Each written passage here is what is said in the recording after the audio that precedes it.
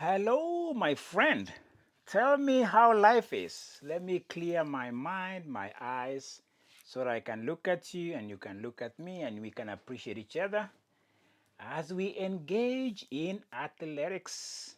The subject that is global is very inclusive. It has open door policies, open trail policies, open track, though they are privatizing tracks now. I tried to go to a school here, high school, to run on the track. The security guy came and says, "Are you an alumni for Valley Catholic?" I said, "No, I'm just running on an open track." They say, "Nah, it's not open, it's private."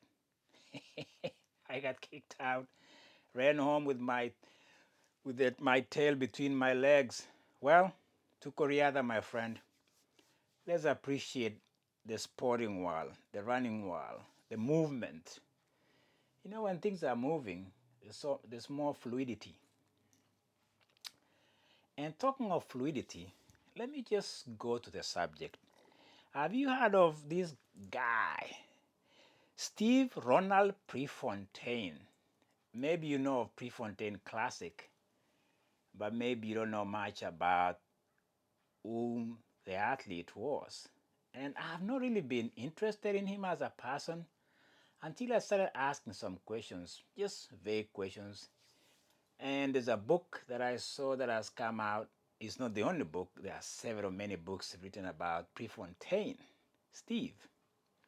He's a local kid, Goose Bay, down in Eugene. He pretty much his life was within that area of Oregon. He's an Oregonian, big time hero. He captures the imagination of every distance runner. I was so impressed by how big he is. Even to hear people like Vin Lanana, who was the head coach of the Ducks or University of Oregon, that for him, he doesn't even know Cole Hawker, who just won the 1500 meters in Paris Olympics. A head coach of a university, big time name, doesn't even know who Cole Hawker is. I do, not that I know him personally, but at least I appreciate his accomplishment. That tells you something about the iconic figure of Steve Prefontaine. He's larger than life. He's a mythical character. He died at the age of 24. It was in the 70s. Uh, America was coming out of the hippie, the revolution of Vietnam.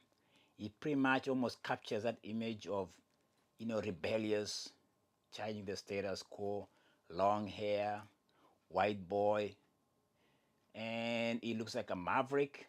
He's defying all odds in track. His trajectory looked to have been very high. And so Oregon rallied around their homeboy, and to a point whereby he's a Hall of Famer in track and field. He's a what I call track and field Rushmore candidate all day long. You talk to anybody, that's all they call him, you can fill up the rest. There have been T-shirts. There's a shrine of him where he crashed his car uh, coming out of a party in Eugene. And that's where I go to ask this question of how we build heroes, how we make heroes look like they are infallible, that you cannot question them, there's no vulnerability to their character or flaws in their values and their character. Because Prefontaine, when you think about a 24-year-old collegiate, I think he had finished college at 24, he was pretty much untouchable to anybody. It was during the time whereby he's coming of age, and there's something that caught my attention in Wikipedia that almost summarizes his life. Um, I think it's a quote that just catches what I call the American myth with heroes. How we hoist them and put them in a pedestal, and they become unquestionable, and we can even interrogate their characters and even try to zoom in on their flaws. Because when you when at 24, he had defied anything that an athlete or anybody could be. He wasn't a war hero. His dad was coming of the war, Second World War, but he's a young man who was pretty much living up to what they call American dream in track and field. I want to bring you to a quote that just captures him. He says this, I quote, "No one will ever win a 5,000-meter race by running an easy first 2 miles. Uh, Not against me." That's how braggadocious this dude is. He will later state, "I'm going to work so hard that it's pure guts race. In the end, if it is, I'm the only one that can win it."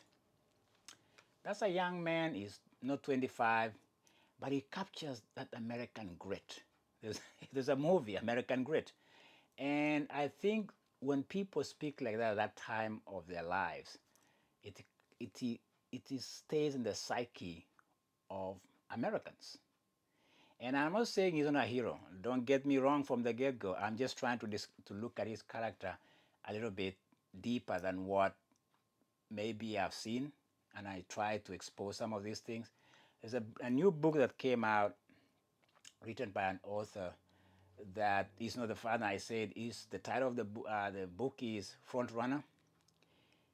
That statement, that quote, seems to have taken him to Montreal Olympics in 1972, where he believes he's going to run the competition off their feet. He's going to run them to the ground. And he does that until the ground invites him at the end of the race, where he admits to have run out of gas. He's a great American, ran out of gas the last 30 meters. I think he got past, and I think he was fourth in Montreal, 1972, where he doesn't win a medal. But he comes home, and things don't go well for him a few years later, because this is where I'm going to zoom in again and ask this question. Who is Steve Prefontaine? I'll pause there and say that every country have their heroes, mostly in athletics. In my country, we've had Kipchoge, or Keino Kipchoge, whatever you call him, since 1968. If you go to Kenya and you say Kipchoge, Eliud has overtaken him, but Eliud is a later Kipchoge. But for a long time, we've had Kipchoge Keino, and people would always say it's above anything that is questionable. Yet I'll say in 2016 Olympics in Brazil, he was exposed to have been greedy with his family in the Olympic Committee, and I'm here to say that he was flawed. And I think that's a problem when we have heroes. If you go to Finland, you say Parvo Nurmi. He's right there outside Helsinki. There's a statue of him. He was a party animal. Okay? Talking of party animals, Steve Prefontaine was a party animal. That's why he was likable, beer drinking dude, party animal. And so there's a moment in 1975 that there was an event in Eugene where the Finns, or athletes from Finland, had been invited to a meet, an NCAA prep meet. During that meet, Prefontaine won the 5,000. And of course, when you win, you're high. He was high. They went to a party where the Americans and the Finns were having a good time. And trust me, Finns are good beer drinking population. I've been there. They like to drink their Lapinkulta. That is the brand of the beer. Of course, Budweiser, Miller, all that in America, Bud Light. So it's a mix of alcohol, right?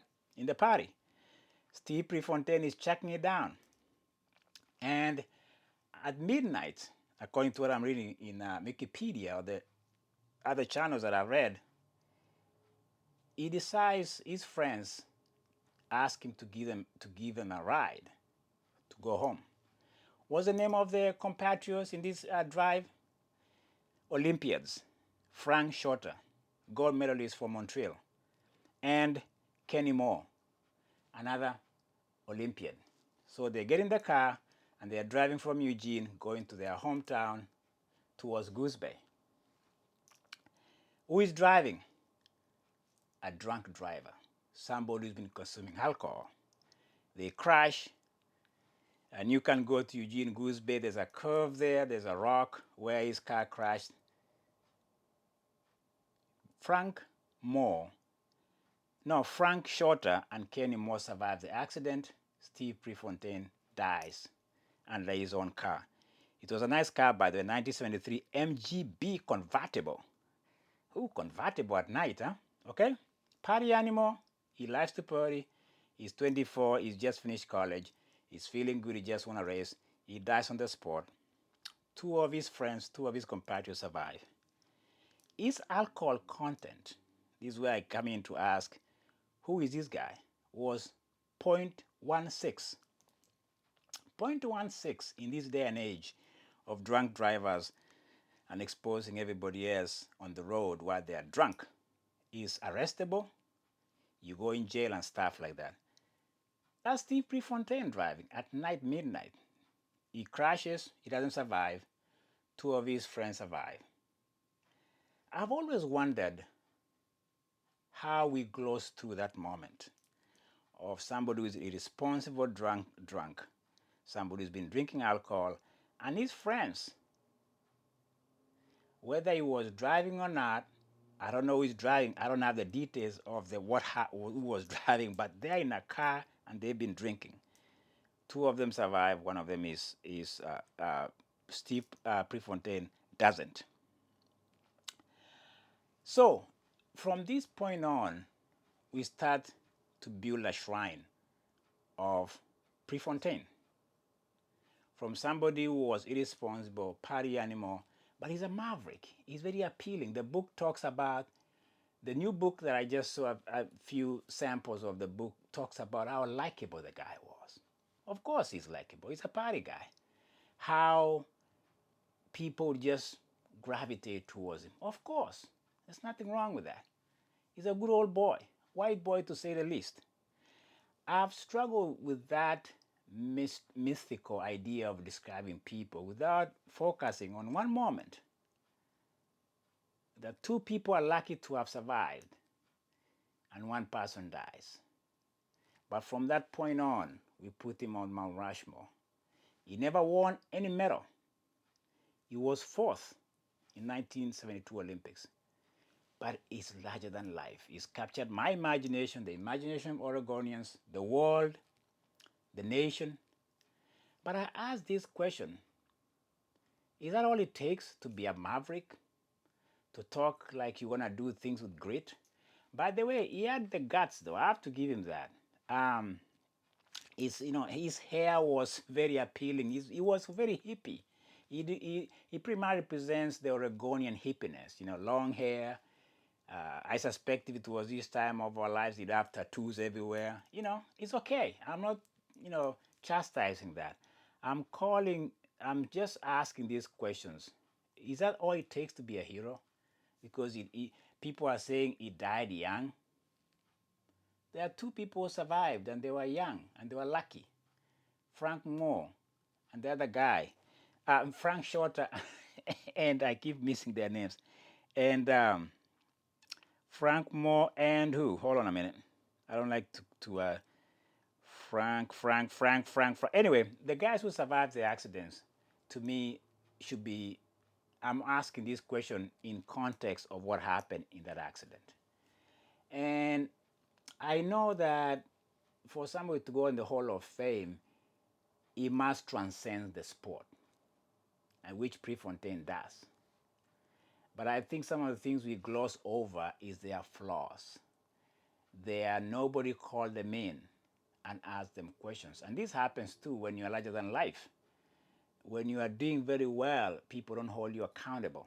And I think for me, when you think of, if he was somebody like Jesse Owens, who goes to 1936 Olympics and defies Adolf Hitler myth and demystifies the myth of Aryan nation and superiority and the supremacy of the white Aryan nation and conquers people in 100 meters and long jump.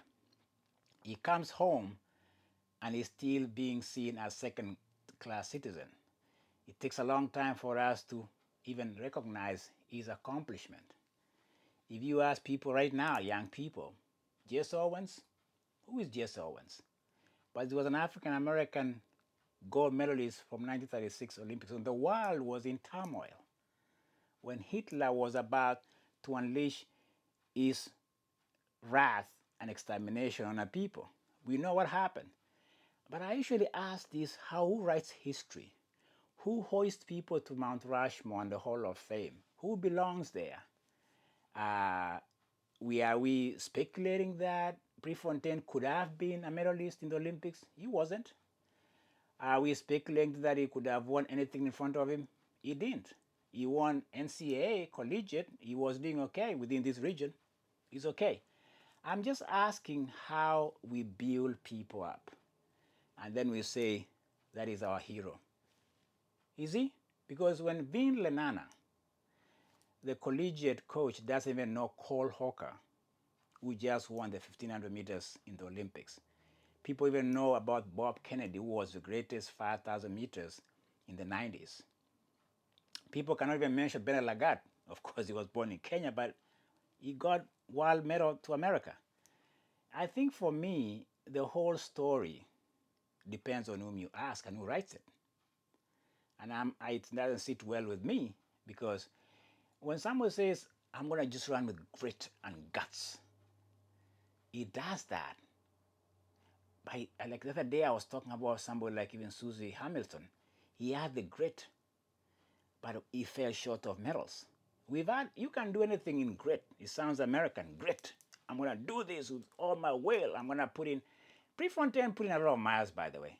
10 miles every morning in college.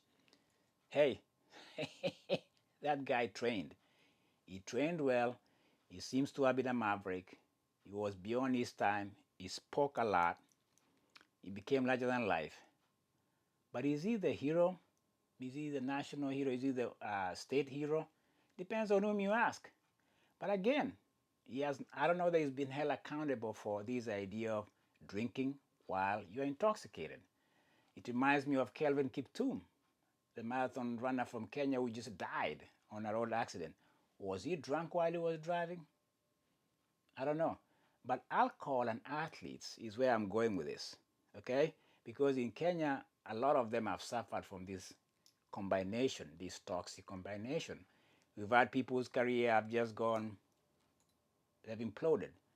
And we have a marathon runner whom I don't know whether he was drinking while driving. So I'm not a big fan of people having shrines erected on, created, yet we forget the foundation of their values. That's where I'm talking about. And yet they're not even medalists. They went to Olympics. That's okay. And maybe America was having a shortage of distance runners back then. He became the face. But to be a hero, I don't know. I think for me, heroes and Mount Rushmore and the Hall of Fame, and certain people getting in and certain people are not. And people have gotten there, of course, they are larger than life. I mean, if you talk of Prefontaine, it has made Nike. It has made Eugene. It has made Oregonian relevant. People come here and they want to go, it's like going to Mecca. And it's like going to the Holy Land for Christians. Or whatever thing where you go and say, hey, if I go where Prefontaine died and have a moment there, people leave shoes there, people leave their outfits there. It's one of these things that you're like looking and you're like, that is a shrine for Prefontaine. It works. It brings people to Goose Bay. I've never gone there. I think some of my high schoolers cross-country team went to visit. I didn't do it. I always question, for me, heroes. Who is really a hero? That was Tukoriada, my friend. If it is Prefontaine, Steve, rest in peace, my brother. But I was just saying, I don't know whether it's enough for me to put you in Mount Rushmore. Anybody else can put you there. But two people survived the accident. Frank Shorter and the other guy Moore survived to have a life. I don't know. It's sad. Sometimes some stories are sad. But we don't go from sadness to heroism. If we want to do that, depends on whom you ask. These guys say, Tukoriada still, talk to me. You can leave your comments. You can subscribe. You can like, or you can as well put thumbs down when you view it. So again, I was talking about Prefontaine. I'll be there at the Classics on the 5th of July. I enjoy going there. I've raced there in 1997. It's a big, big Northwestern event. It brings Grand Prix athletes from all over the world. It's a place to go. Thank you to Prefontaine, I guess. But I was just asking. He could have done better. He didn't. We can learn from that. Don't drink and drive, my friend. It's a dangerous business. Be safe, and may love prevail. Go Pre!